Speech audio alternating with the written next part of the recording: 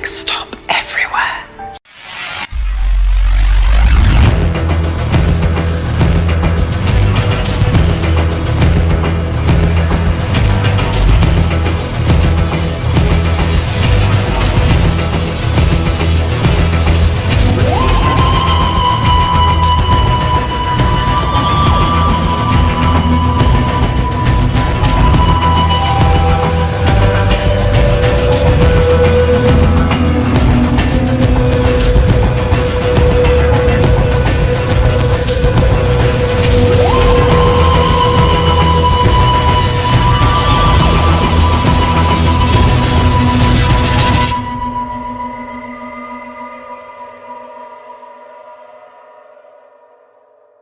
Hello again, everyone. Welcome back to Next Stop Everywhere, the Doctor Who podcast. I'm one of your co-hosts, Charles Skaggs, back in the TARDIS, still hiding out from 2020 because Shakes Fist 2020.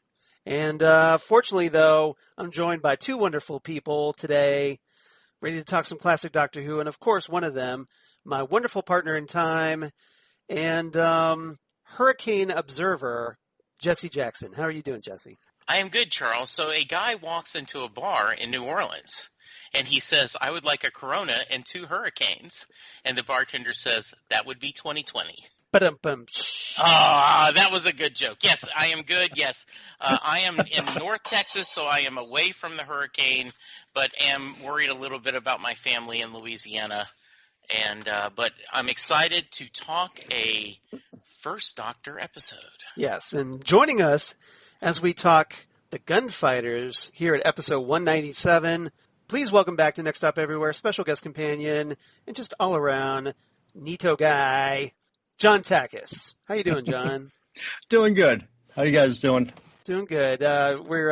Looks like John's sporting a little more facial hair since we last talked to him back in, May? Yeah, well, when you wear a mask, it's not really, you don't really need to shave that much because nobody sees it anyway, so. But doesn't it get itchy under that mask, though? It did for the first week and a half. The stubble? Yeah. Yeah, but then I kind of grew with it. Grew with it. I see what you did there. Well, no, I'm doing good, though. Well, thank you. Thank you so much for coming back. We always love talking to you, John, and you're one of our favorite special guest companions. And doing a special request by you, I believe, this time around. Yes, because I love this episode.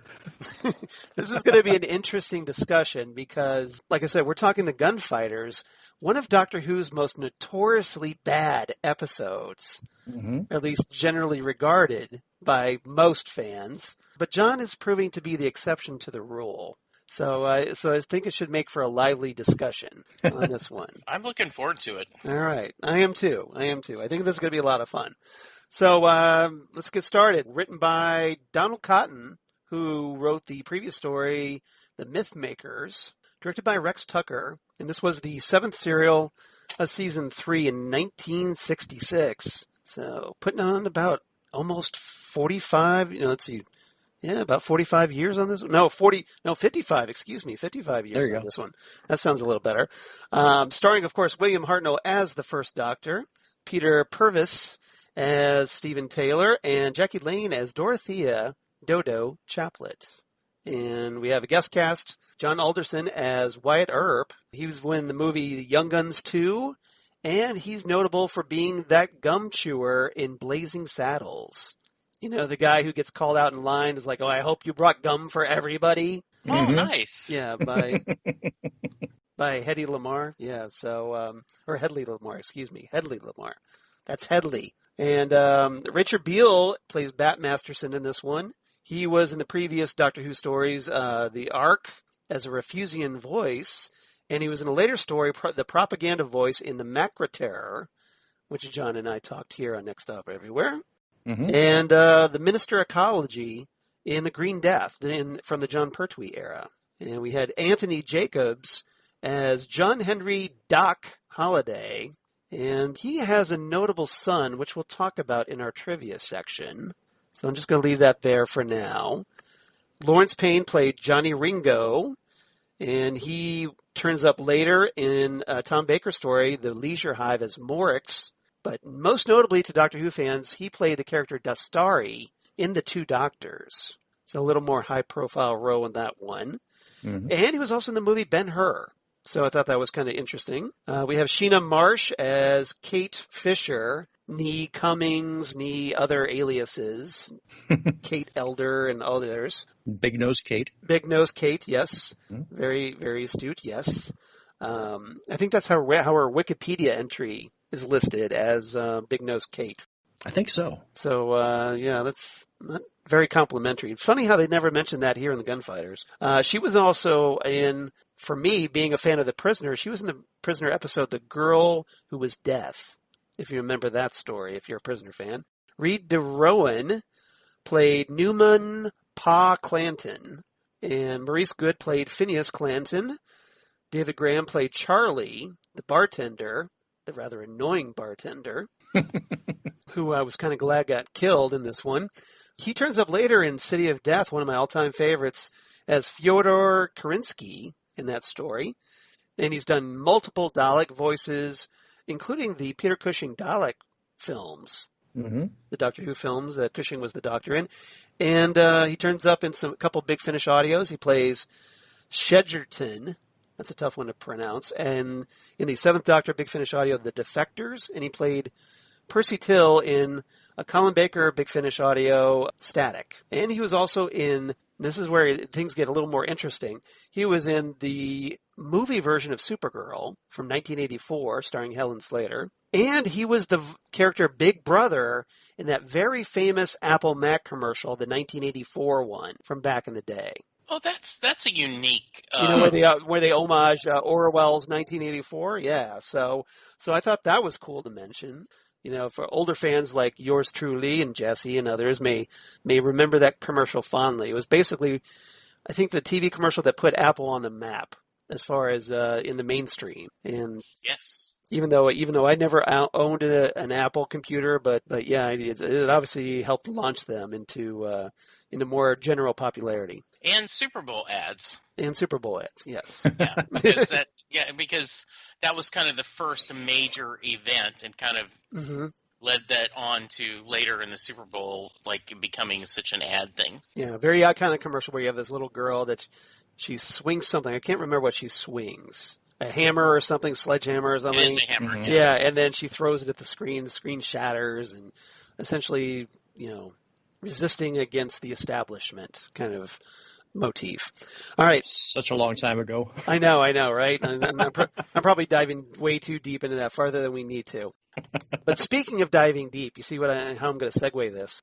Trivia, where John Takacs comes to shine. And I do want to mention a couple of things, and maybe John will probably have some other things that we can talk about. Sure. So the Gunfighters was the last serial from the classic series to have individually named episode titles. Mm-hmm. So from the next serial, The Savages onward, each serial has like the overall title, and then they get divided into episode numbers or part numbers, like part 1, part 2, part 3, etc. I talked about Anthony Jacobs earlier. Well, his son Matthew Jacobs visited the set of the Gunfighters during the production of the serial, and then 30 years later, he writes the script for the 1996 Doctor Who TV movie. No big deal, right? The one that almost brought Doctor Who back in 1996. I thought that was a great bit of trivia, and I didn't do a search, but I would love to Google and try to find an interview with him talking about that experience and then how he used it in writing the movie. If not for Fox scheduling it up against Roseanne, something like that, if I recall correctly, back in the 90s. Linda Barron, singer of that horrible, horrible song, The Ballad of the Last Chance Saloon, that turns up in just about every scene transition in this story, unfortunately. Later plays the character Captain Rack in Enlightenment from the Peter Davison era. Mm-hmm. I'm getting kind of hungry watching Jesse eat right now. He's distracting me with his tasty, fries there you got? I couldn't decide what was better I'm muting myself so you won't hear me chew while you're talking. Well, we appreciate that. So I was because blocking the camera. I have to edit stuff worried, like that out, So. Yeah, but I was worried if I hit the camera, you're going to go, oh, did we lose Jesse? Did we lose Jesse? Okay, so you're just eating to let me know that you're still okay. All right. And she also played, Linda Barron also played Val in Closing Time from the modern era. Mm-hmm. So she's one of the few actors who has appeared in both the classic and the modern era. The role of Johnny Ringo was originally offered to a guy maybe Doctor Who fans know by the name of, Patrick Troughton, who was soon to be cast as the second Doctor, but apparently he was too busy. And, of course, and I'm sure John has some additional information on this, the Doctor's alias of Dr. Caligari is a nod to the 1920 German silent horror film The Cabinet of Dr. Caligari, which was the story of an insane hypnotist who uses a sleepwalker, a.k.a. somnambulist, to commit murders. And wackiness ensues. So, John, I kind of set the table there. I'm sure you've got some other things, or maybe a little bit more on the Cabinet of Dr. Caligari you'd like to share? Well, I think it's one of those first times we actually get the Doctor Who type line in the series. Yeah, that was very cool. I noticed that. It's mentioned early on, Dr. Foreman, he says, what, Doctor Who? But this one, you actually get the payoff there. Because when Bat asks him, he says, he's going through the names, he says, I am Dr. Caligari. And he says, Doctor Who? He says, yes, exactly. So along those lines. Yeah. But yeah, it was a nice nod to quite possibly the very first horror movie ever filmed. I was watching it last week just to get in the mood for it, and it's still a fantastic movie if you've ever gotten a chance to see it. I've never actually watched that movie. I've seen like a little snippets here and there, but I've never actually sat down and watched it. Is it any good?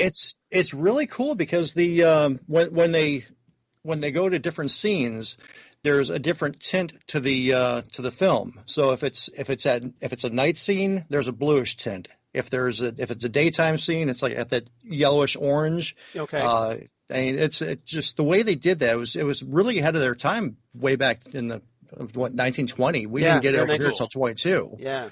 But yes, it's really cool. If you're a horror movie fan like I am, horror and sci-fi, you got to check it out. There's no way you can. You can't go to your grave without seeing this at least once. Guess I'm gonna have to sit down and pull it up on YouTube. I think it's on YouTube, if I'm not mistaken. It is on YouTube. Yep. Okay. All right. So I'll have to check that out. Thanks for the recommendation, John. Yeah, absolutely. Anything else? You had a lot of the ones that I had there. A couple other ones I have. I was just trying to hit the highlights. Oh no, you're fine. That's great. This one was actually kind of like the beginning of the end of the all historical stories. Right. With the Highlanders being the last one. They weren't getting the viewing figures for it, the audience appreciation. Everyone wanted Daleks, everyone wanted science fiction. This was there was this one, the Smugglers, and then the Highlanders. Yeah. That was it for like the pure historical based stories. And the next one that we like after the Highlanders, the next historical story that Black we get, for purely using like pure historical. Pure historical. Yeah. Isn't until Mark of the Rani. Oh, that's right. George Stevenson in that one. That's right. Yeah. So a long time went in between. But apart from that, Dodo was originally supposed to be the singer, and it proved that her voice was not as well received by anybody. So they said, okay, Stephen's going to sing, Dodo's going to play the piano, and of course, for some reason, I guess the TARDIS makes everybody a piano wizard because they both can play it.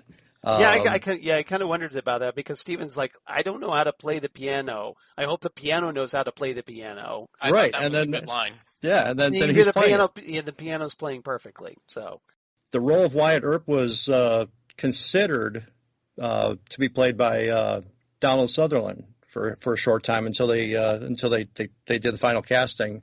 Carol Cleveland, Monty Python fame, she was considered for the role of Kate. Makes sense. I could see that. Yeah, I could see that easily. I think she would have been less over the top, like Sheena Marsh is in this one. At least, especially that first episode. I don't know. Oh yeah, because she's just like it's almost like she's acting like she's on stage, and we'll talk about that. But in Sheena Marsh, she actually mentions she's been with Doc Holliday, Billy the Kid, Jesse James, Johnny Ringo, and if you look at the dates of their deaths and trying to correlate everything, doesn't work out.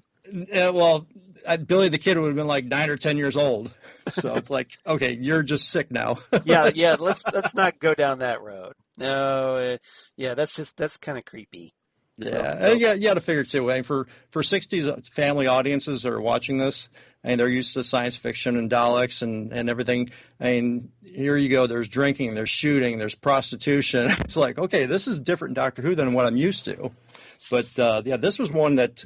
But westerns were very popular around this time, though. Oh yeah, and it wasn't the first science fiction show to have a western themed episode, but it's like in the top like 5 or 7. Yeah, because I think Star Trek had Spectre of the Gun, if I'm not mistaken.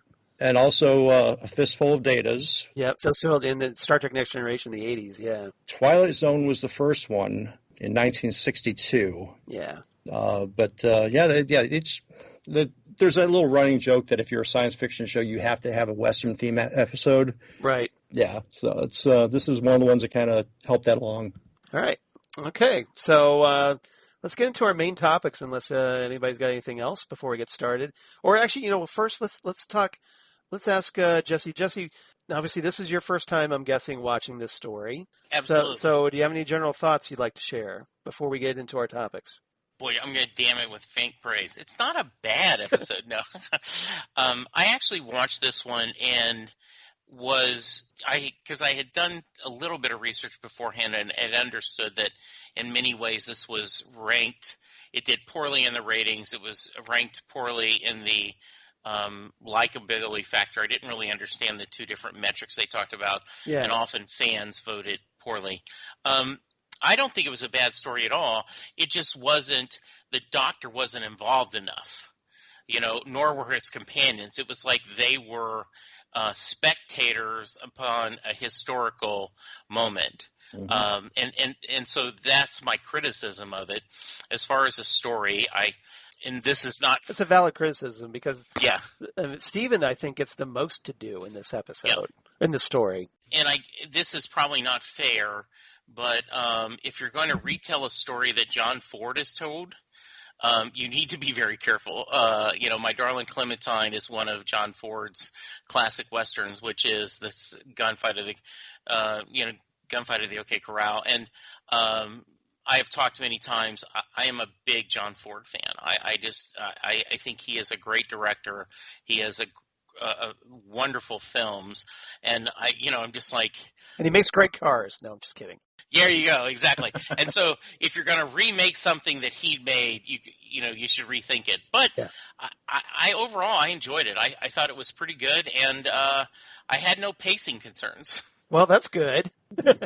So, but everybody take a drink because Jesse brought up pacing. So, mark that off.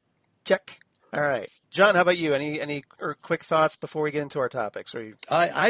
I absolutely adore the story. During the wilderness years, it got its kind of moniker as the worst story in Doctor Who's history. And who would have thought to have the choral interludes during each, not every scene, but to put something in there, it really lent to the atmosphere of the story. And if you look at the production values, it wasn't corridors. They actually made a whole western town. You had 2 different saloon interiors. You had the hotel. You had the streets. The only thing missing was a tumbleweed, which I'm really surprised we didn't see a tumbleweed blowing through the street. But it's one of those. It used to be a guilty pleasure of mine. It's Doctor Who. They probably couldn't afford the tumbleweed. Yeah, you can't make it out of a 2x4. So yeah. But it used to be a guilty pleasure of mine. But as time went on, I just really grew to love the story. Well, that's cool. I don't begrudge anybody from liking Doctor Who at all. I know a lot of people, there's all kinds of episodes. I'm sure there's people who love Time Lash from the Colin Baker era.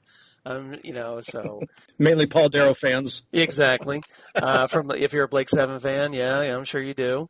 And I'm sure that some people love Love and Monsters, even though I'm not one of them. So I respect that. I'm glad that you enjoy it. I kind of wish that I could get more out of it than I do for certain stories. But yeah, I think that's great that you like something, especially something that's you're going against the grain. So that's kind of showing how much of an individual you are, and that's good. Not going along Well, with the sheepish masses, so shall we say. All right, so that's good. You're taking your own stand. I like that. I respect that. All right. Yeah, I was just going to... Jesse kind of... I was going to just mention that you're like Farscape, and everyone said, oh, this is the worst episode ever, Jeremiah Crichton. And I was like, I didn't think it was that bad of an episode. I mean, and later I would have that discussion, like, I think this episode's a lot worse than Jeremiah Crichton. And like, no. So, I applaud your devotion, and I do agree. I have seen classic episodes and modern episodes that aren't as good as this one, so it's nice. And for what it's worth, I'm going to go on the record. I like the musical interludes. I thought it added an atmosphere to the episode, made it different. I know. I did. It felt. I don't know who you are anymore. I am disowning you from this. Oh, don't disown me. Shame.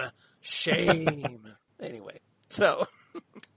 All right, let's get into our main topics. Topic number 1, let's talk about Dr. Caligari, Dodo DuPont, and Stephen Regret, a.k.a. the First Doctor, Dodo Chaplet, and Stephen Taylor, our 3 leads who, as Jesse pointed out, don't really do all that much. Although Stephen, poor hapless Stephen, does get to do the most in this story. So it's almost like this is more of a Stephen story than anything else.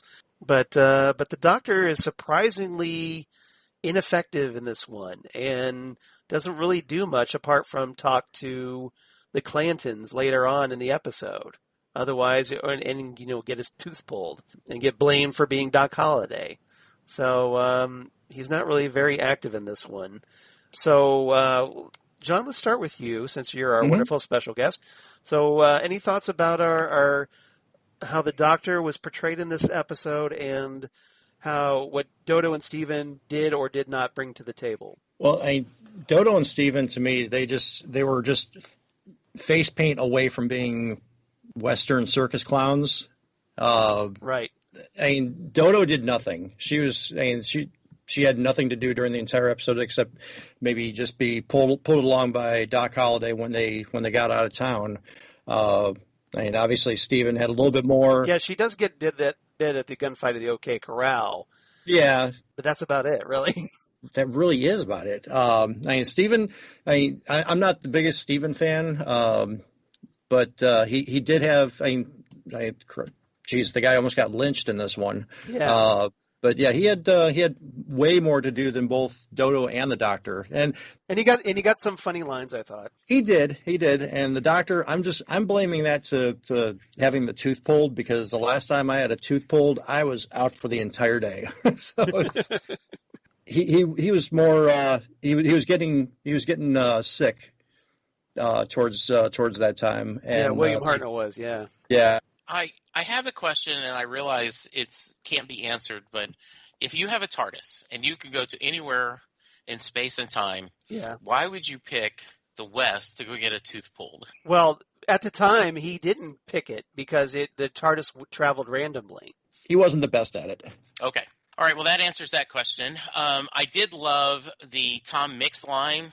That they put, for those of you who don't know, Tom Mix is considered the very first Hollywood Western star, and he wore very gaudy, not realistic Western garb in his movies. But I did love the fact that the Doctor kept, well, yes, I am the Doctor, but not that Doctor. Like, okay, we keep calling you Doc, yes, but I'm the Doctor, I'm not Doc Holliday.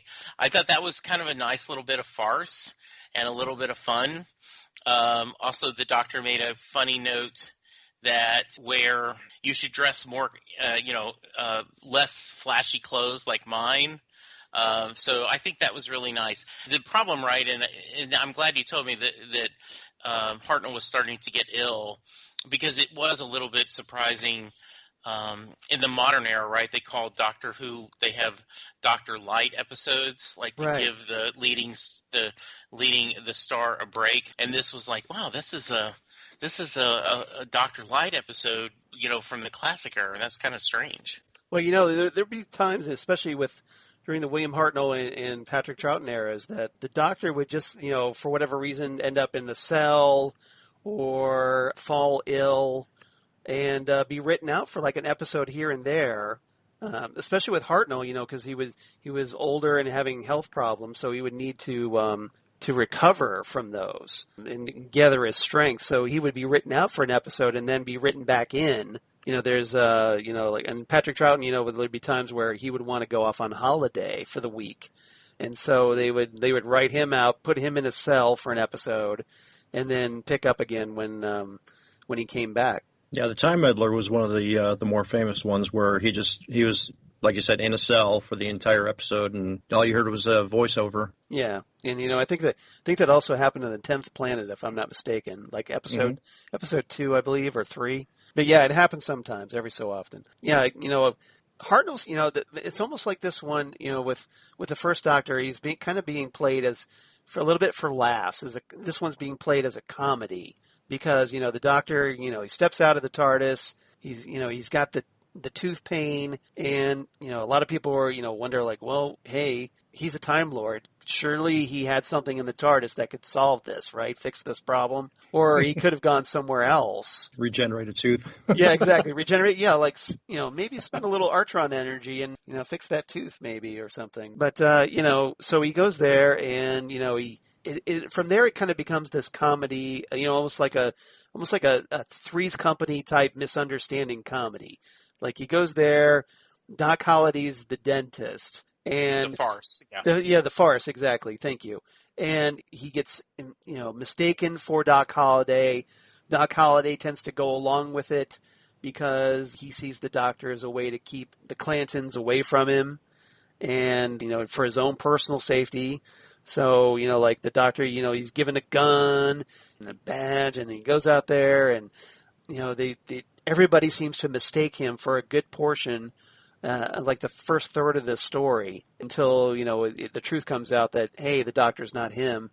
And then poor Stephen, is, he and Dodo, like to John's point, that, they come out wearing these, like, really elaborate, fancy, completely non-period authentic Western clothes, almost kind of like Marty McFly in Back to the Future Part 3, where he shows up. He's got kind of a sort of really bad cowboy costume on, and it's nowhere near being authentic Western clothes.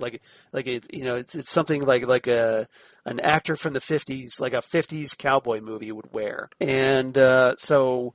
He and Stephen and Dodo get brought in. They get cornered in the saloon and are forced to sing and play the piano. And Stephen gets cornered by a mob at one point and like lynched at one point, as John mentioned.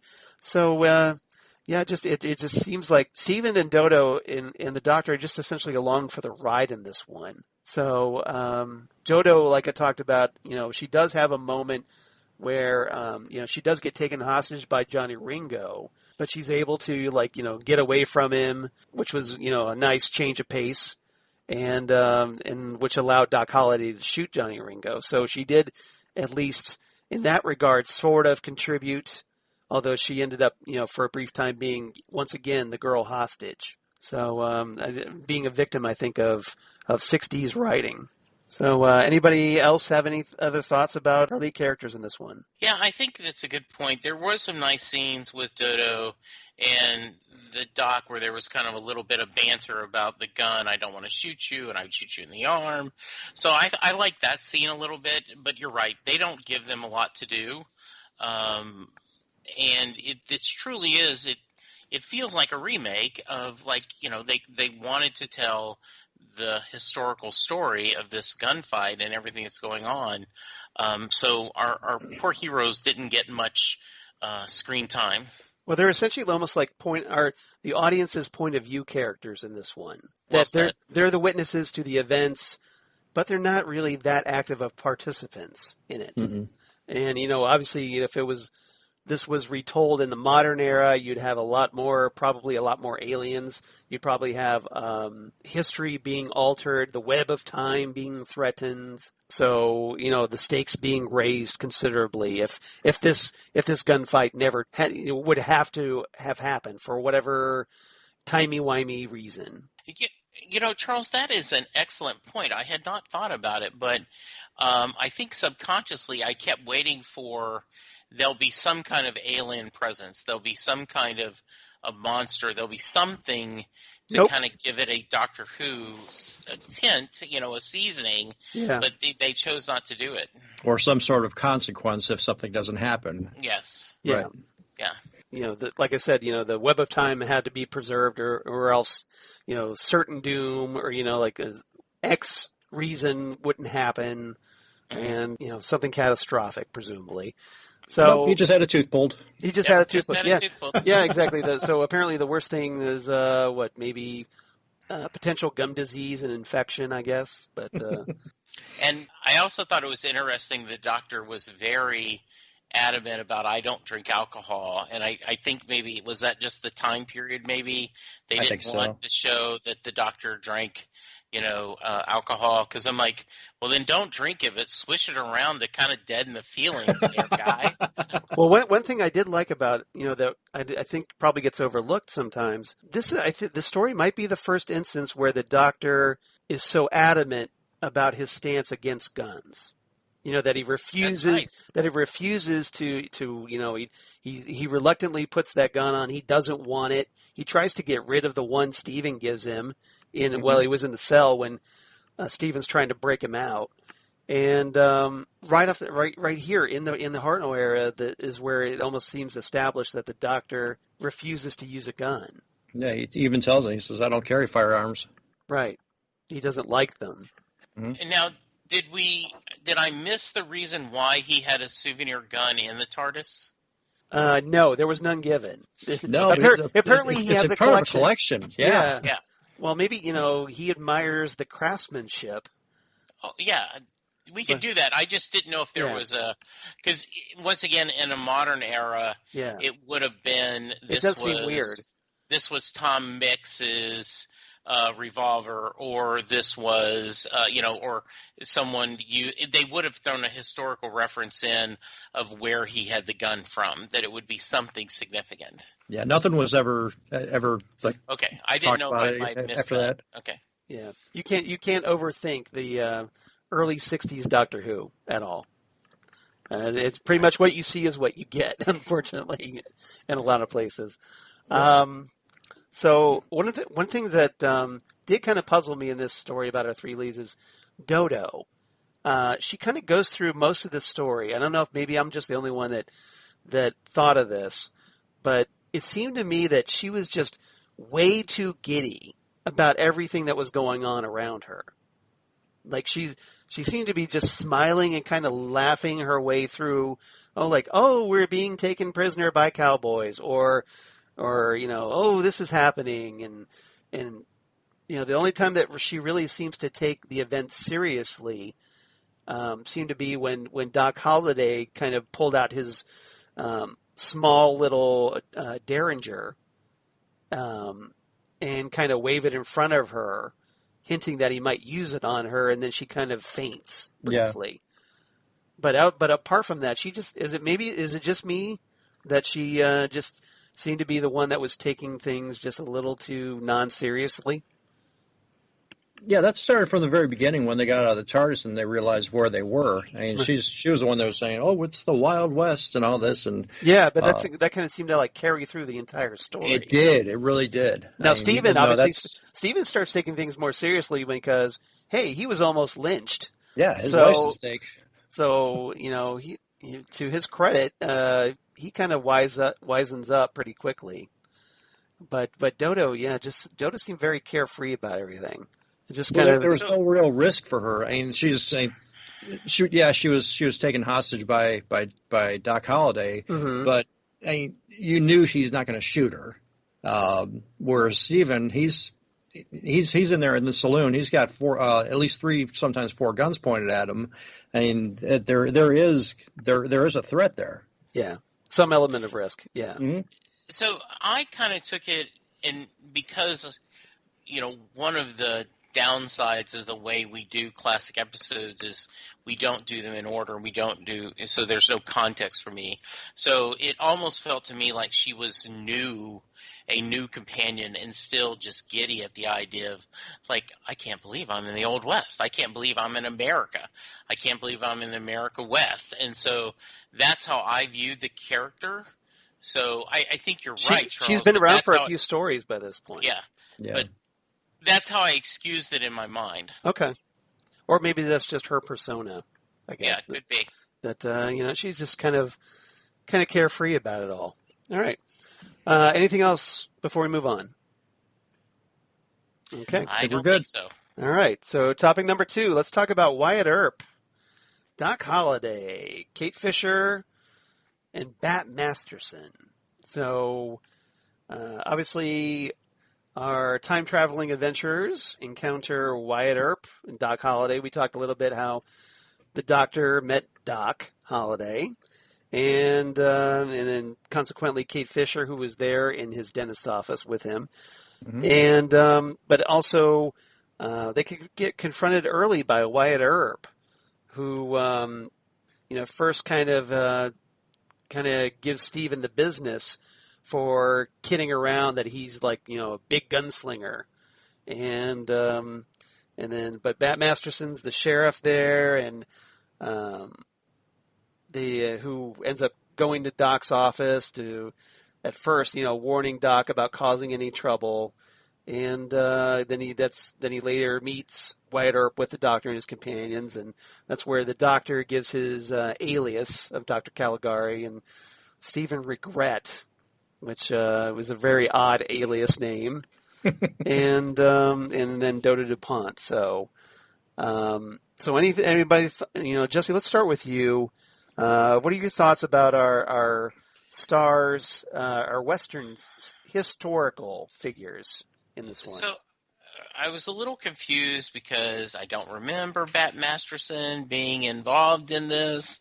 So were they just looking for, semi-famous Western names or people that were on American TV Westerns? Because I remember for some reason Bat Masterson may have been on a TV show. I didn't do the research afterwards, just in the back of my head. But I knew Earp and Doc Holliday are the good guys against the Clantons. So it was, and I knew also that Doc Holliday had a reputation of kind of, being a little bit of a gambler, a bit of a rogue. But I was a little surprised that, like, yep, I'm going to let somebody die in my place. Just flat, like, this poor defenseless guy who came in, I'm just going to manipulate. I'm going to let everyone think that he's me and just let him die. I was a little just disappointed in that. But you needed that for the plot to work. Like I said, this is a little bit of a farce. Yeah. And I like the Three's Company. This is that kind of sitcom. Come and knock on our door. Yes, that it could be, anything about that. But that was my biggest thought on it. I did like, he was a very interesting character. I liked his interaction with Dodo. I did not feel Kate overacted that much. I see why you would, but I was okay with it. I liked her loyalty to Doc and kind of the things going on. They moved the story along, and I was entertained. And I'm sorry if I keep reminding myself, it isn't a Doctor Who episode, right? But it was decent. It felt like a decent 50s Western episode you'd watch on Sunday afternoon with your dad. Okay. Even though it wasn't exactly historically accurate. Yeah. Absolutely. All right. And I thought they did a decent job on the accents.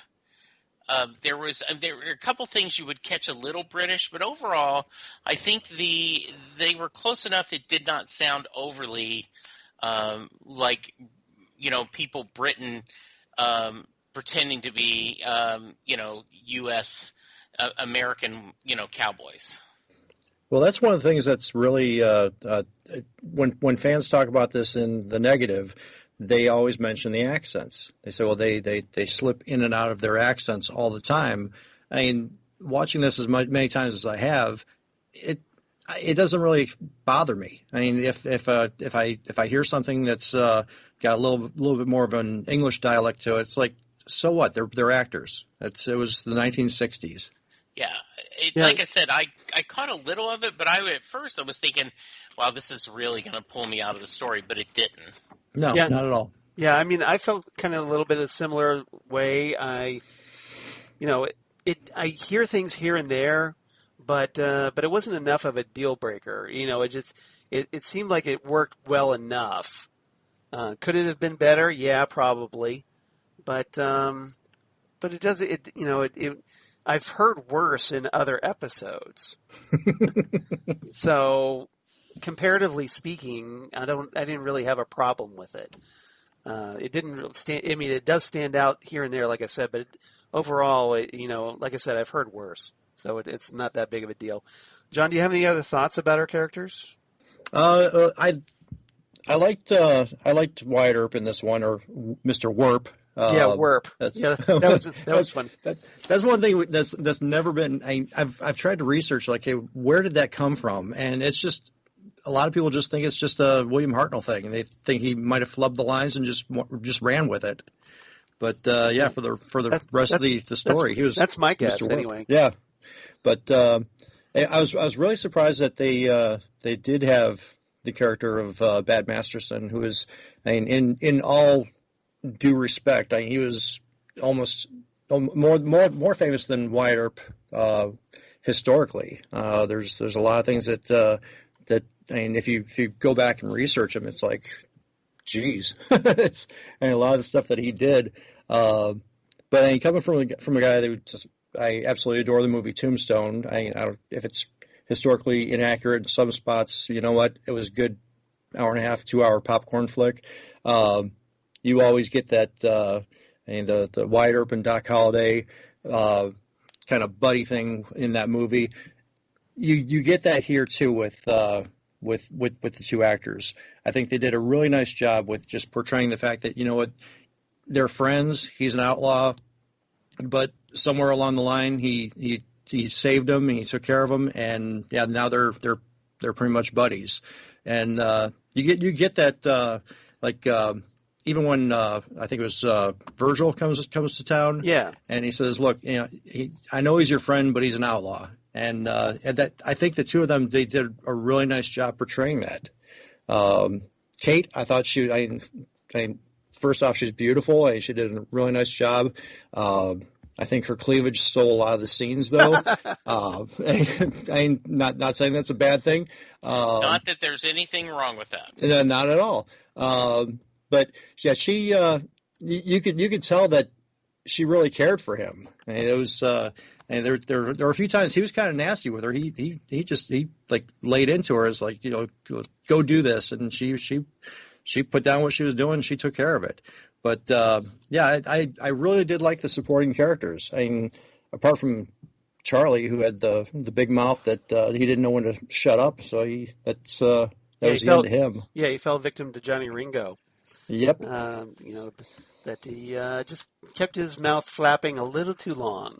And he had a song lyric made for him because of that. So yes, the never-ending song, the Ballad of the Last Chance Saloon. Yes, yeah. So John, as a fan of Tombstone, so who does it better, Kurt Russell and Val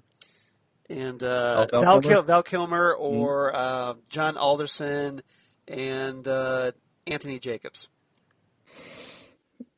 Oh, you're putting me in a hard place here. I love them both. I'm a huge Kurt Russell fan to begin with, and when that movie came out, it's just that became like one of my all-time favorites. And it's corny or not, I don't care. But I think that might have a lot to do with why I gravitate toward this Doctor Who story as well. Okay. Because you're a fan of Tombstone. I think so. Yeah, that's fair. No, that's fair. So Does Doc Holliday make the Doctor his Huckleberry? There's a scene I'm in this your one where Huckleberry. Yeah. When he shoots Ringo in the street, right. and I could see Val Kilmer saying those lines. He's like, I thought you'd do a lot better than that, Mr. Ringo. Yeah. And I almost see Val Kilmer saying that. Yeah, I think I could see that. I could see that. All right. I was just kind of curious. I thought Wyatt. I thought the guy playing John Alderson playing Wyatt was good. He seemed like he was hard nosed enough, and obviously, I was kind of surprised because at first when Wyatt's brother Warren is killed, he doesn't seem all that affected by it. But then shortly thereafter, he gets very angry, and he's like, I'm going to get vengeance on the Clantons for this. And I thought he did a good job. Doc Holliday, very fun character in this episode, in the story. That he is a little cruel, I think, at times to Kate in this one. And I'm not quite sure. I mean, surely Kate can do better, but maybe she likes the bad boys. And so maybe that's kind of why she's with Doc Holliday in this one. But yeah, Doc is, obviously he's a bit of a scoundrel and a rogue, and is perfectly willing to throw the Doctor under the bus. Gives him his own engraved gun, and sends him on his way, and to impersonate him, to deflect the Clantons away, but ultimately, he does step up to the plate when needed because he knows that Wyatt wants revenge for the death of his brother, and is loyal to Wyatt and stands by his side and helps out, because good thing considering the Clantons brought in Johnny Ringo, and so it worked out. I did like that the kind of camaraderie, the end of the episode where we have the gunfight and kind of how they're together. I thought that was really well done. We'll talk about that. Confession time. Yeah. Jesse jumping ahead there. I've never seen Tombstone. Really? I know. Just there is so many things in my pop culture references that I just have never seen, and I always go, "Gosh, I need to see that," and then I never think about it when I'm going to watch a movie or something, and I know that's a big gaping hole. As much as I love westerns. Yeah, I was looking for it on streaming services after watching the story because I kind of wanted to watch it too, and I couldn't find it anywhere. So. There's one service I can't think of what the name of it is, but yeah, it's it is out there. Okay, well, I just have to keep looking, I guess. All right. Anything else about these characters before we move on? All right. Topic number 3. Let's talk about the Clantons, Johnny Ringo, and the gunfight at the OK Corral. So we have our bad guys, the Clantons, who come into town in Tombstone looking for a little revenge because, hey, their brother was murdered at the hands of Doc Holliday, and which obviously sets off the events. Later on, they end up killing Wyatt Earp and Warren Earp, Wyatt's brother, and they realize they kind of need an extra hired gun, and so once Seth gets killed, and so they bring in Johnny Ringo, and Ringo is a bit of a hothead, a good foil, I think. A good counterpart to Doc Holliday in this one, and ultimately the events all lead, as we all know, to the gunfight at the OK Corral, where we have the famous shootout, and we get to this is one of the rare episodes of Doctor Who where we really get to see a traditional shootout. Even if it is a Western shootout, we get to see that here. So, for again, this is a kids program at this point, still a little bit, and And we get to see, a little bit of violence more than we would typically expect. Now, obviously, we don't get to see blood or anything. You just see guys, getting, falling over in the street or falling from a staircase. But apart from that, it's pretty straightforward and pretty. Again, this is 1960s, so a little bit pretty tame. So, but certainly by today's standards, it would be considered tame. Mm-hmm. So, John, we'll start with you. Mm-hmm. And what's your take about our bad guys in this episode? Well, I like the Clantons a lot because you could see the individuality between each character. Each brother, yeah. Yeah. They acted like brothers. They acted like a family, and they kind of jived each other. You had one that had a little bit of a stutter, and the other one, once he would start stuttering, he would like kind of hit him in the back of the head to get the words out. Right. But yeah, they were believable as brothers, and obviously. Like you said, they came into town because Doc had killed their other brother Reuben, and they were coming to get revenge. And the thing that I thought that was odd, though, Pa Clanton, he didn't do anything until after Seth Harper got killed, and he wasn't even related to him. Right. Exactly. But yeah, it was. I could see if one of his sons were shot by Doc, or another one of his sons were killed by Doc. But here's a more or less just like a friend of the family that got taken out, and next thing you know, he's not going for $100. He's going to go for $500. But well, he might have been worried about his sons. At that point, after Seth gets killed, maybe he was acting more out of concern for his sons. Mm-hmm. Johnny Ringo, I'm kind of glad they went the route with the actor who they chose. I don't think I could see Patrick Troughton playing that. I could see it. Lawrence Payne, by the way. Yeah, yep. My notes with the names fell off the desk here. No problem. It happens to me all the time. Yeah, he was a believable bad guy, and the fact that he had a history with Kate, that just kind of lent to add more to a story that we didn't have a whole lot to start off with. Yeah. But the final gunfight, though, it's like somebody found the cheat code for unlimited ammo. If you watch it and you count the shots. Well, we have to keep in mind these are supposed to be 6-shooters, right? Right. So nobody reloads. Nobody reloads. Nope. So they did the little drop down, where they reload, and yeah, exactly.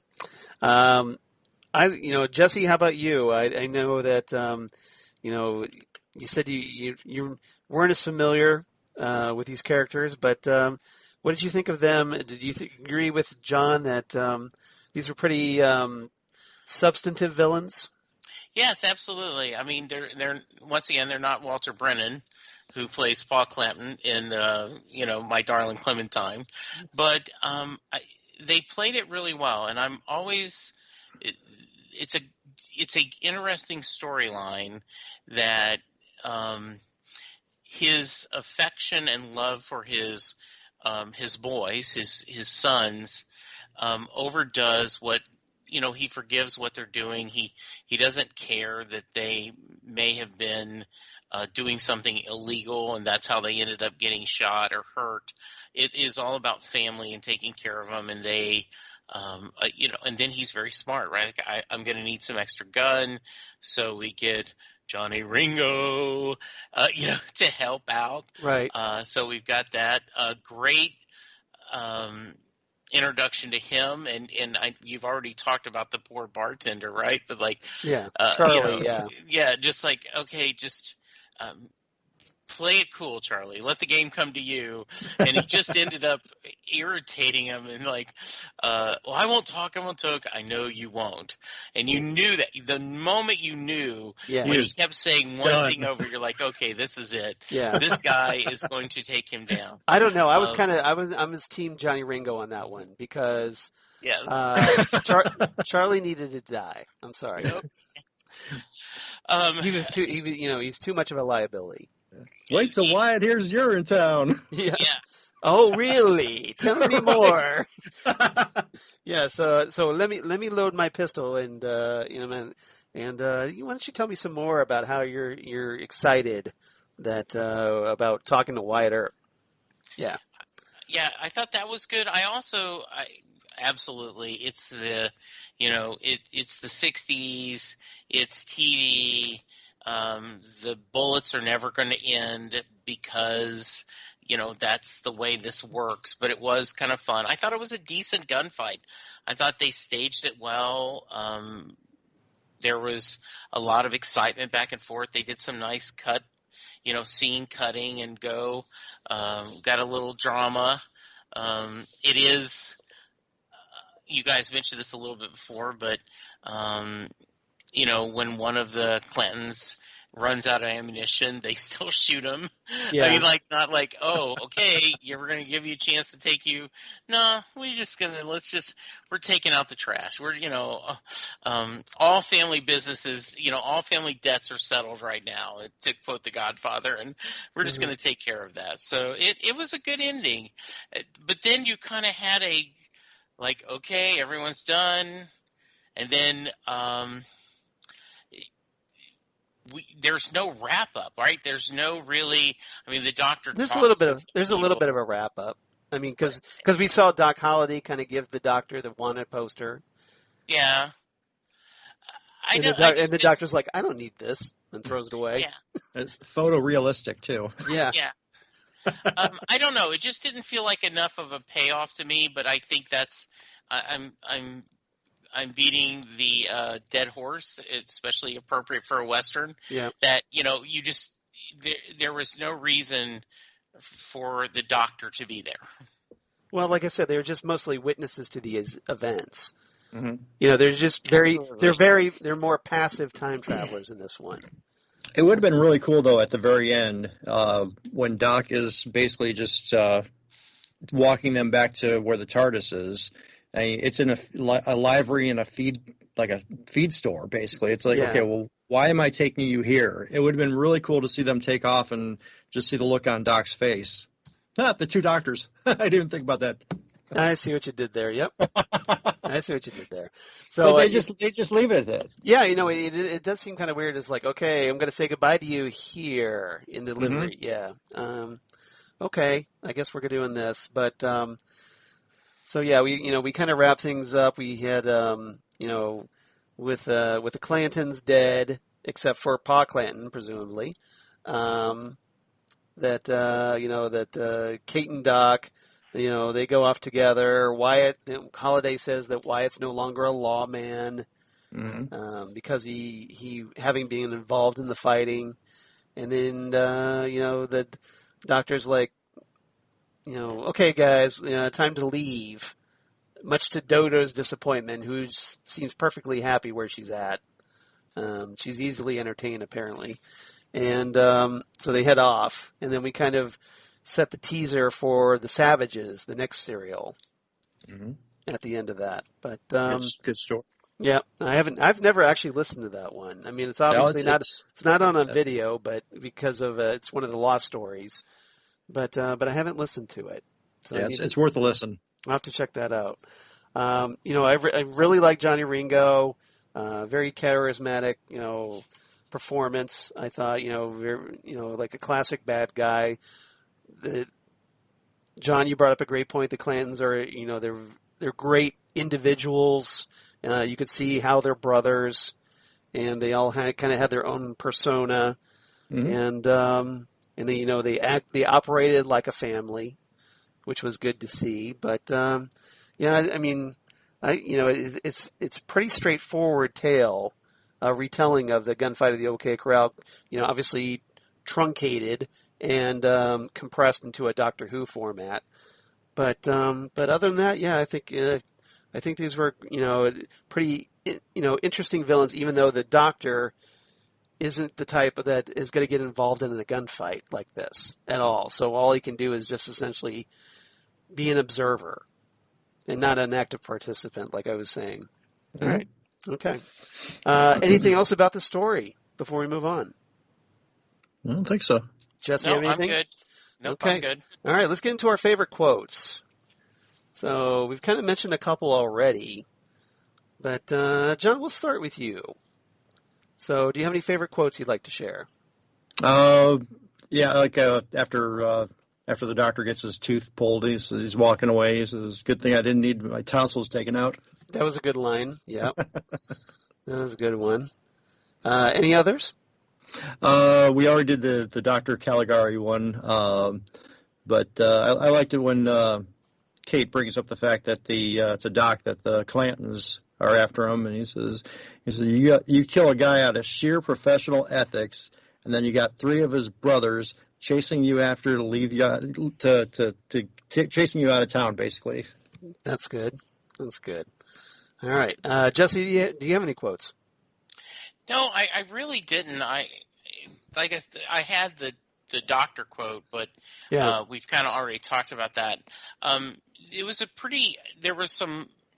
there was a lot of banter, but I didn't, mostly just among the, our villains kind of, I'm going to shoot him. And, if you aren't out of here in 5 minutes, he's going to swing. But Yeah. I didn't find anything memorable enough. How about you? I've got a few lines actually. The doctor, when he's he's in the saloon with Doc Holliday, and the doctor says, "I never touch alcohol," and Holliday takes a swig and says, "Well, I do." Well, yes. That's a good one. Charlie, the bartender, with the doctor saying, "Well, friend, you want to find her, you find Doc Holliday." And the doctor replies, "Now, don't be ridiculous. Doc Holliday is a great friend of mine. He gave me a gun. He extracted my tooth. Good gracious me, what more do you want?" I thought that was funny. That was good. And let's see, Doc Holliday with Dodo. Where, shortly after the events, the gunfight of the OK Corral, and Doc Holliday says, or no, maybe it's before the gunfight, but he says, "I promised to take you safe back home, and I will do so in my own good time." And Dodo grabs a gun at this point, and says, "We're leaving now." And Holliday replies, "What are you attempting to do with that there offensive weapon?" And Dodo replies to that, "Shoot you if I have to." Mm-hmm. So, badass Dodo in this one. Yeah, I like that I like that banter. I did get one, Charles, if I could jump in. I'd Okay. forgotten about this one, but I may steal one of yours. I think At you're the already very going to end- steal my last one, aren't you? Okay, then go for it. No, Say no, it. no, go ahead. You didn't have any. No, you can take it. So when Doc Holliday goes, Ringo was here, Mm-hmm. and Wyatt Earp, and ain't no more. Yeah. That was a good line. Like, Yep. ain't no more. Yeah. Again, something I could easily see Val Kilmer saying in Tombstone. Absolutely. Now, there was one that it wasn't a spoken line, but just visual. Yeah. When in the beginning, when the doctor's talking to Bat Masterson about going to get his tooth taken out, Yeah. Bat kind of like puts his hand up to his lower jaw, kind of like rubbing it, almost like he needs some dental work as well. Yeah. That was good. Mm-hmm. I liked it. All right. So I'm kind of curious about everybody's ratings. So, Jesse, let's start with you first. What was your rating for this one? I think it was a perfectly good classic episode. There's certainly, we've talked about the flaws, but overall, it was I enjoyed watching it on Sunday afternoon. And so I'm going to give it 7 out of 10 player pianos, because that's how they were able to play the piano. Okay, that's a good explanation. That it was a play. Okay, I like that. John, how about you? Well, as much as I love this story, my rating is more or less because of just the absence of our main characters. I'm going to go with 7 out of 10 handlebar mustaches. Nice. Very nice. Very nice. I'm sure Wyatt Earp approves with that. As for me, I'm probably the low man out on this one. I go 6 out of 10 tombstones. See what I did there? Yes, nice. All right. So, a little bit. It would have been probably a 7, but I hate that song so much. so much. Damn, if I thought about it, I could have gave it 7 musical interludes. You mean right? you mean ballads of the Last Chance Saloon? Because Yes. yeah, we certainly heard it more than once in this story. And I kind of sympathize with poor Stephen because he's like forced to sing that song like 4 times in a row. And then in comes Dodo, like just singing the just all giddy about the song and starts singing the song, and he kind of shoots her a look, and I'm like, right there with you, pal. We were all Steven at that moment. I'm just yes. All right. So may I venture a guess on the reverse polarity? I think you might, because this one's pretty obvious, I would say. A town called Mercy? We have a winner, sir. Ding, ding, ding, ding, ding, ding, ding, ding, ding. Yes. So, yeah, real quick. I mean, this one should be pretty obvious because how many Western episodes have appeared in the modern era? 1, apparently. Maybe 3 if you count the Impossible Astronaut Day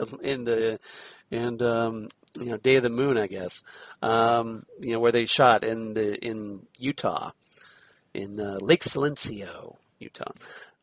So yeah, Town Called Mercy, the 3rd episode of Series 7 in 2012, written by Toby Whithouse. We talked about this story before, but way back. I went way back.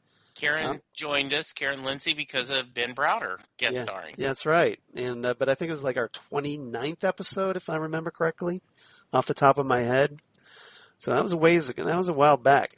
But this one, the 11th Doctor, Amy and Rory arrive in 1870 Mercy, Nevada, and find nobody's been able to leave or enter town due to the actions of the Gunslinger, who demands that they turn over Kaler Jex, an alien scientist who crashed to Earth years earlier.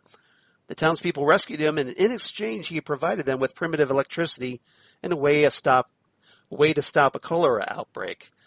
The town's marshal, Isaac, played by said Ben Browder, is hesitant to turn his friend over to the Gunslinger despite being near the end of their supplies.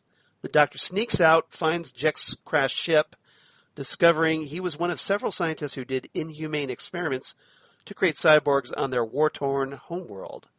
The Gunslinger arrives and confirms the Doctor's theory that, hey, he's one of Jex's experiments. The Gunslinger has sworn vengeance, killing all the scientists but Jex, and warns that Jex must be brought to him or he will take more drastic measures. The Doctor returns to town and angrily drags Jex to face the Gunslinger. Jex pleads that he has atoned, that the cyborg prepares to kill him. Isaac pushes Jex out of the way and takes the lethal shot. As he dies, Isaac gives the Doctor his marshal badge and has him promise to protect Mercy. The Gunslinger departs, warning he'll return for Jex at noon tomorrow. High noon. The townsfolk demand the Doctor turn over the remorseful Jex, but he reminds them that Isaac's death will be for nothing if they do, and so he comes up with a plan, because the Doctor's the man with the plan. And so when the Gunslinger arrives the next day, residents wearing facial markings similar to Jex's race through town, confusing the cyborg and allowing Jex to get to his ship. However, instead of taking off, Jex tells the Doctor he's ready to face justice in the afterlife and causes the ship to self-destruct. With no further purpose, the Gunslinger prepares to self-destruct himself, but the Doctor makes a suggestion.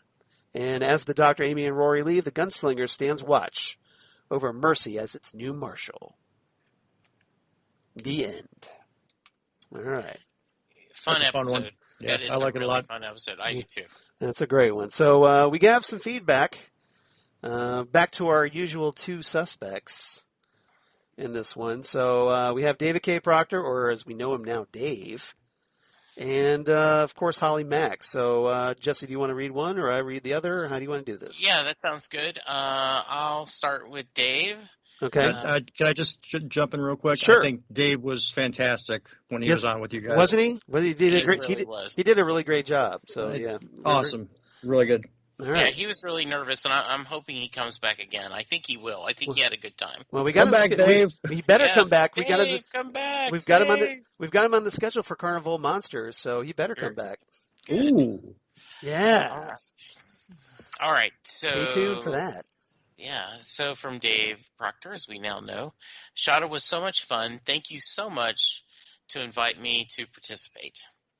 Before so many tropes we take for granted now, William Hartnell was creating a character that endures. 13 people plus several others in small appearances have built on what he did with their own interpretations, but at least 3 people have had to be recast to play Hartnell's doctor if you count Peter Cushing. That means you have to count the doctors that are outside the 13 plus the War Doctor as represented in Jodie Whittaker's most recent season ender. Less than 10 people have played Spock, and that is considered a big deal. Surprises. The Doctor's alias, Dr. Caligari. Caligari. That must be Latin for John Smith. Good guess, but no. The Doctor has a favorite collection of firearms. That was interesting, wasn't it? Tombstone is probably my favorite movie of all time. Doc Holliday is buried in Glenwood Springs, Colorado.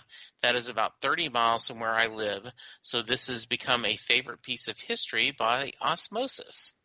Air date April 30th, 1966. The actor that played Doc Holliday, Anthony Jacobs, was born 3/23/1918, so this took place only 37 years before his birth. However, he was about 48 when this was aired. He looked 60. Doc Holliday was 36 at the time of his death and 30 at the time of this event. I thought Doc Holliday looked pretty old. Yeah. William Hartnell was born in 1908, so was 58 and made to look 60 to 70. How could he have been mistaken for a man so young? Good point. Charles mentioned the music in the preview last week. I must say it isn't great. Thank you. There you go. You've got someone supporting you, Charles. Darn right I do. So many movies have been made that distorts history around this event, perhaps because of history being changed by a timey-wimey group of travelers. By the way, TARDIS controls be damned. I'd have gotten back in and found the dentist with painkillers and not notoriously known for tuberculosis. I rate this story 6 rounds from a 44, followed by a round of penicillin for a 7 total. Stay well, stay safe, and remember how hot it must have been in all those clones in Tombstone, Arizona in 1881. That should make a mask easier. Thank you, David K. Proctor. Great. Thank you, Dave. Great email. Great to hear from you, and once again, you did a fabulous job last week, and can't wait to have you back on Next Stop Everywhere. All right, so we also had Holly Mack writing in about the Gunfighters, a.k.a. the Last Chance Saloon, she puts in her header. Hey, Charles, Jesse, and John. John getting some love from Holly. Hey, Holly. And so for a somewhat historical episode, this was good. Song and accents aside, see, there's another one. Uh-huh. Though it can be a bit of an earworm, I can tell you that much. Another case of mistaken identity for the Doctor being thought of as Doc Holliday. You would think that the TARDIS would have some type of dentistry technology that would solve a toothache or problem quickly. So, yeah, you would think, right? Or at least, hey, this place doesn't look like it would have a dentist. Let's go back and try again. The first time I actually experienced this episode was in the audiobook format that had the television dog with linking narration, and then a few years later I was able to see it visually. Stephen and Dodo actually had pretty decent singing voices. Desperate times, desperate measures. All in all, an enjoyable story. I'll wrap it up here. Holly from Wisconsin. Yay! Thank you, Holly. Yay! Holly's always great. She's been very loyal, writing into us on Titan Talk, doing our Doom Patrol review. So, we always recommend that you check out Holly on the Five-ish Fangirls podcast, because they're great people, and we definitely support them and encourage you to do so as well. Once you're done listening to us, of course. Well, so Charles, yes, I don't think our listeners need to use the Pony Express or a telegraph, but there is a way for them to give us feedback, isn't there? Well, they might have to if the post office isn't get the support it needs these days. Good point. Looking at you, yes, White House. Yes, indeed. Yeah, just putting that out there. So if you want to reach us, though, a good way to do it is reach just like Dave and Holly Mack did. Write to us at nextstopeverywhere.smg@gmail.com. That's nextstopeverywhere, SMG for Southgate Media Group, @thegmail.com. Or you can reach us on the Twitter machine at nextstopsmg on Twitter. Facebook, of course, Next Stop Everywhere, the Doctor Who podcast, which I want to give everybody a special shout out because you got us to 400 page likes on Facebook. So thank you guys for that. Onto the mighty 500. So Next Stop 500 on that one. So tell your friends about us, and we'll try and get that up there. Also on Instagram at Next Stop Everywhere Podcast. We definitely appreciate you liking, follow us there. And John, how about you? Where can they reach you on the interwebs? I'm a founding member of the Ohio Type 40. We are Ohio-based Doctor Who groups. A little slow going just because there's not a whole lot of Doctor Who news right now, but right. Yeah, we post when we can, and we have some really good people that add to it. Also, Type 2 Doctor Who. It's a support group for Doctor Who fans who are also Type 2 diabetics. Haven't had a whole lot on page with that one, but we're there. There's a couple of members that they message me directly. So just a little support group for fans of the show. And that's great. Also, I just started last month my own YouTube channel. I am a huge fan of sci-fi and fantasy models and miniatures. So you can check out on YouTube, Out of This World Models and Minis. I'm up to 6 episodes. Come on over, give the page a like, subscribe, do all the fun things that you hear these people on YouTube say. I'm actually going to have a model coming up here in probably the next month. I'm doing the old Sevens Models Canine model kit. Nice. So.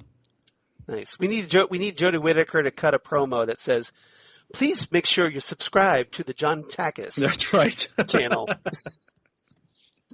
But yeah, everybody, please support John because he's wonderful people. He comes on our show and is always brilliant, and anything we can do for him in return, I definitely encourage our listeners to do that because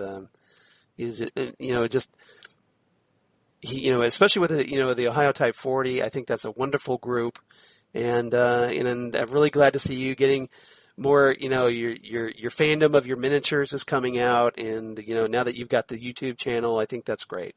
Yeah, I'm having a lot of fun time. Doing it. So congratulations on that. Thank you. You're very welcome, and definitely support everybody checking that out. Jesse, how about you? Well, you can hear Charles and I just finished up our latest, season of Fandom Zone podcast, where we have been carrying every episode of Stargirl, the absolutely amazing CW show. We're taking a break, but we should be back shortly, and we're going to discuss Umbrella Academy Season 1. I am in the middle of seeing it for the first time. Charles has watched it and is willing to sit down, and we're going to talk about it. We'll also be covering up some other things. We're talking about Lucifer and some other things coming up, so please check out the Phantom Zone podcast. Charles is going to mention in a moment Titan Talk. We are keeping our fingers crossed for there's some news coming up from that is getting me very excited to talk Titans with Charles. And then coming up in September, the episode that people did not know they needed, but we are giving it to them. On Set Lusting Bruce, the Bruce Springsteen podcast, Charles returns, and he and I pick where we would take the TARDIS to in the past to visit concert choices. It is a fun episode. We each picked 5 places. We had a couple of honorable mentions. That's coming up soon in September on Set Lusting Bruce as one of the episodes I'm doing to celebrate 5 years of Springsteen talk. Charles, how about you? Yeah, so 5 concerts in time and space. If you had a TARDIS, where would you go if you had the ability to go back and check out old concerts? So that's the premise, and I think we had a good discussion, and I appreciate you having me back on, Jesse. It was a lot of fun. It was a great discussion, and I think we both admired. Each of us would say, "Yeah, I would go with you on that show. I would go with you on that show." Yep. All right. So as for me, of course, at Charles Skaggs on Twitter, at Charles Skaggs on Instagram, Facebook, of course, Charles Skaggs in Hilliard, Ohio, and my blog of geeky things. Damn good coffee. And hot. Damn good coffee and hot. Where I talk about all the stuff we talk about here on Next Stop Everywhere. Doctor Who, Torchwood, Sarah Jane Adventures, all kinds of comic book sci-fi news, news of my other podcasts for the Southgate Media Group, including the aforementioned The Fandom Zone podcast, where, as Jesse said, we just finished up Stargirl, so everybody please check that out. And Titan Talk, the Titans podcast, where certain DJ Nick, whom you may have heard here on Next Stop Everywhere, and will again, and I have just concluded our Doom Patrol Season 2 reviews for the 9 episodes of Doom Patrol Season 2. And so now we've closed Doom Manor for now, and hopefully it won't be too long before Jesse and I could talk Titan Season 3, or maybe Doom Patrol Season 3. So we have our fingers crossed that it won't be too long before we can discuss some more of that. And, of course, Ghostwood, the Twin Peaks podcast that I do with Zan Sprouse, whom you've also heard here on Next Stop Everywhere. Funny how that works. Where we talk, of course, all things Twin Peaks and David Lynch. And currently we are going to be recording tomorrow our second of our 6-episode X-Files retrospective, where this time Zan and I will be discussing Beyond the Sea with Twin Peaks actor Don Davis, who plays Captain William Scully, Dana Scully's father in the story. So pretty cool. And, of course, we'll be talking some David Duchovny because, hey, the show stars David Duchovny, or at least co-stars David Duchovny. So, of course, we'll be talking that and getting a lot of feedback for Beyond the Sea. Got like 3 people writing in so far, so it should be a fun discussion. And I hope everybody checks that out. So, everybody, thank you so much for listening. John, thank you so much for joining us once again. We always love having you on, and appreciate you being the person to kind of stand up for the gunfighters in this one. Well, thanks for having me back. I really appreciate it. And hopefully it won't be too long before we have you back on, because we enjoy talking to you, and maybe in a few episodes we'll have you back on. I'm just saying. We'll see. Yeah, I think this was a good choice. It feels like it needed to be covered. When you're going to talk about what historically is an unpopular episode, let's leave that to us to judge, okay? And we gave it a solid C, right? So that's there. Well, I gave it a solid D, but that's me. Because the Ballad of the Last Chance Saloon, just saying. All right, everybody, again, thank you so much for listening. Next time on Next Stop Everywhere, episode 198, as we inch ever closer to the mysterious and enigmatic episode 200, where Jesse and I, apparently going to be just him and me, talking Gridlock from the David Tennant era.